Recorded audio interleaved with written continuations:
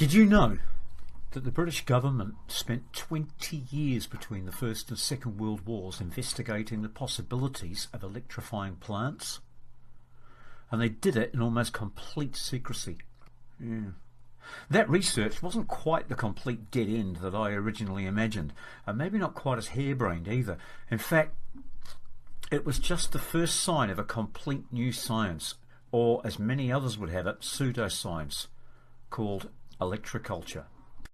But electroculture has even deeper roots than the period between the war years. I found information from 1780 and 1790 that electroculture was being actively experimented with both in England and across the Channel in France and the rest of Europe. In France, for example, in the late 1770s, Bernard Germain Etienne de la Ville-sur-Illon began some experiments watering plants with water which, as he had put it, had been impregnated with electrical fluid.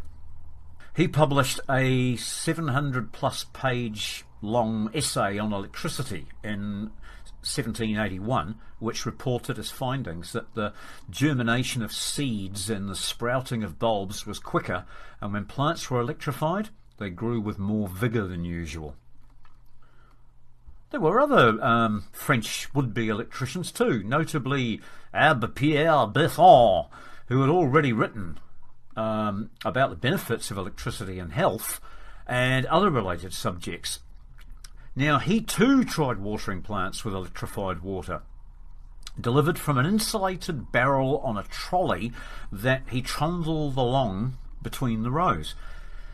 In 1783, he published L'électricité des végétaux, which included a description of the first electroculture tool, the electrovegetamometer. You remember the story of Benjamin Franklin flying a kite to attract lightning? Well, that's what Berthelon aimed to replicate. He set up miniature lightning conductors to collect electricity from the atmosphere and then distributed the charge via wires across the garden. Don't ask me how precisely, it was too complicated to read and translate the 18th century technical French. But this picture should give you the general idea. Now, things really started to buzz again in the 1840s when a whole new generation of experimenters began to test out new theories and report their findings in serious scientific journals. This was probably due to the invention of what was called an earth battery by Alexander Bain in 1841. Bain's device operated on the same principles as a modern battery, except the zinc and the copper plates were put into the soil and connected above the ground by wires. Plants grown in the area between the two plates grew faster and yielded more.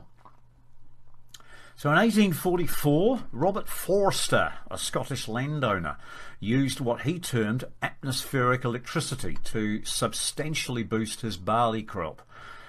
The details were reported in the British Cultivator in March 1845, local newspapers across the country, and Letters on Agricultural Improvement also reported on it.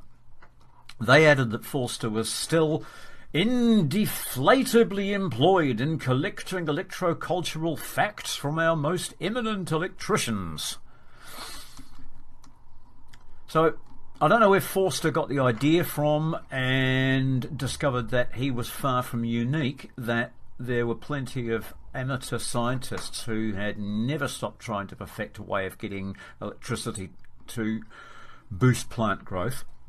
Forster had, for example, read in George Glennie's Gardener's Gazette about an experiment by a lady who caused a constant flow of electricity to be afforded by a common electrical machine to proceed from a summer or garden house, and which was diffused by a wire to a fixed portion of the surrounding ground, and the effect was that vegetation did not cease. So, obviously she tried a similar thing and had positive results. Now, much of the early history of electroculture in both Britain and on the European continent, including Forster's work in Scotland, was written up by Edward Solly, a Fellow of the Royal Society and an experimental chemist to the Horticultural Society.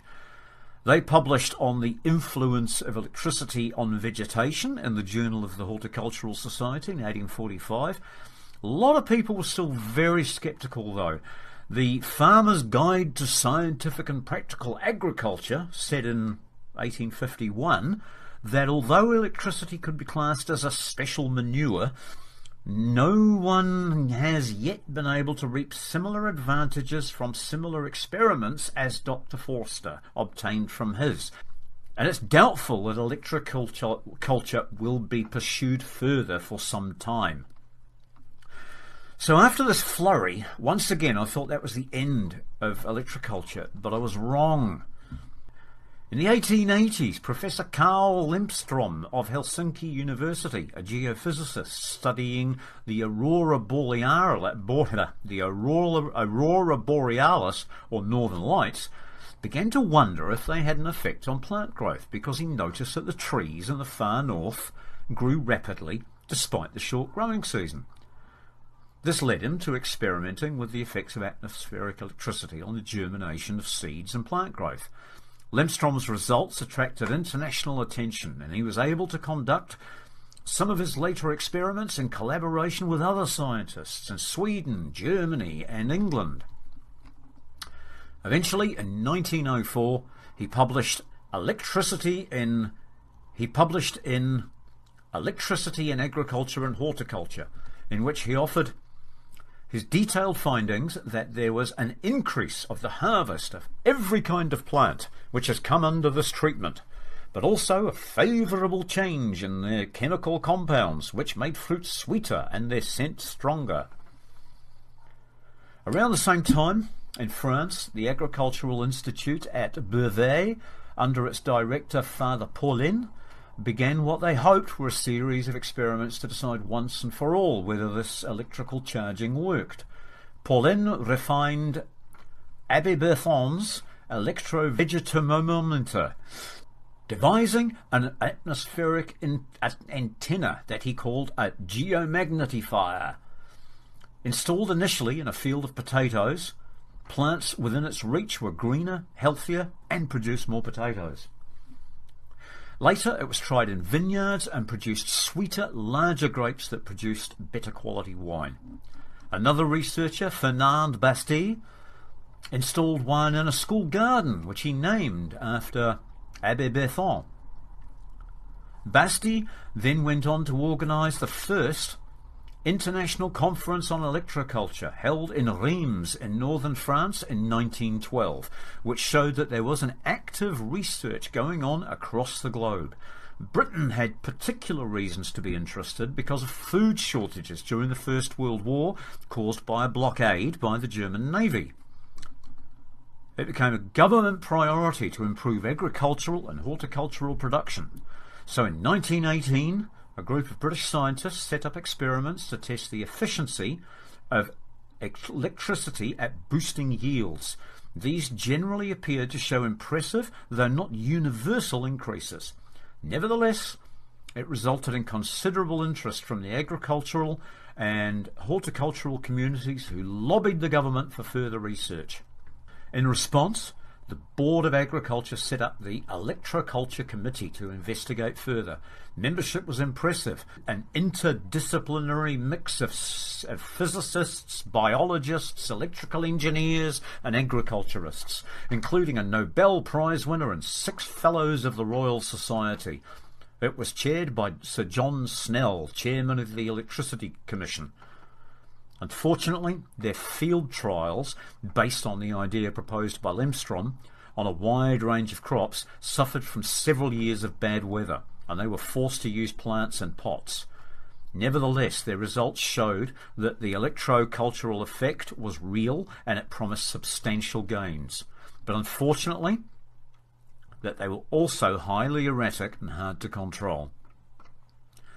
Meanwhile, work in other countries, including the US, was a little less encouraging. The Department of Agriculture issued a bulletin in 1926 which concluded that a review of the literature of electrocultural experimentation up to the present times does not lend assurance of great progress. 10 years later, in 1936, the British Electrocultural Committee was wound up, concluding that there was little advantage to continue the work either on an economic or on a scientific ground, and regret that after so exhaustive a study on this matter that practical results should be so disappointing. So electroculture was clearly now seen officially as a curious but unreliable phenomenon, and pursuing it a waste of time. Once again, the interest faded away. However, David Kinahan of the Department of Science and Technology Studies at the University College of London, who had researched the committee's work, came up with another interesting fact or two. He discovered in the National Archives that although their annual reports contain many positive facts, these were never made public because from 1922 onwards, their reports were all marked not for publication, with only 2 copies ever printed, one for the minister and one for the archives. Although the work was not a classified secret, he was able to ascertain why effectively the committee's findings should have been suppressed like this. Has anyone got any thoughts on that? Things were definitely not secret in France, where Justin Christophe Fleur, an engineer and inventor, wanted to do away with chemical fertilizers but still improve plant growth, rejuvenate old plants and deal with many pests and diseases. He experimented in his own electric vegetable garden using what he called an electromagnetic pterocelestial power. It was well reported in gardening and even in national press that he travelled the world lecturing, eventually writing it all up in Electroculture, which was translated into English. I've read that book myself. Short, sharp read. Gives you everything you need to know in about 70 pages. Despite being persecuted for his inventions by lobbyists from the Agrochemical Centre, over 150,000 of his devices were sold before war broke out in 1939 and closed the factory. Christophe Fleur still commands a lot of interest, and although he died in 1938, he has his own Facebook page and an official archive. As a result of all the work of these early researchers, there was plenty of evidence, even though it was of variable quality, and they kept asking the question, how can we make this work better? But there was no convincing answer as to why electricity had these effects. There were all sorts of theories, but no certainty until the Indian plant physiologist Sir Jagdish Chandra devised incredibly sensitive equipment to prove that plants responded physically in the same way as animals do to electrical impulses. This was written up in a series of books by him, including Response in the Living and Non-Living, 1902, Comparative Electrophysiology, 1907, and The Motor Mechanism of Plants, 1928. Now, despite further research, it was not until 2006 that Andrew Goldsworthy, a plant biotechnologist from Imperial College in London, put forward what seems like the most likely explanation for what actually caused this reaction. He showed that what is seen in electrocultural experiments is a plant's natural reaction to a brewing thunderstorm. Physicists, meteorologists and other scientists agree. So if, as this suggests, the electrocultural effect everyone is investigating is a simple physiological response, then why, I wonder, aren't our fields full of devices designed to fool plants into thinking that there was about to be a thunderstorm? Plants need water, so plants in dry locations gain an evolutionary advantage if they can maximise their use of sudden downpours, such as produced in a thunderstorm, before it soaks away. Thunderstorms carry an electrical charge, and somehow plants have learned to read that as a signal that heavy rain is on its way. What lab experiments show was that the optimal electrical charge to be applied to plants to increase yield turned out to be similar to the charge that is present in a thunderstorm. When it receives the charge, a plant activates genes that speed up its metabolism, and that includes increasing the rate at which the roots can absorb water, and thus that encourages growth. So if, as this suggests, the electrocultural effect everyone is investigating is a simple physiological response, then why, I wonder, aren't our fields full of devices to plants into thinking that there was about to be a thunderstorm?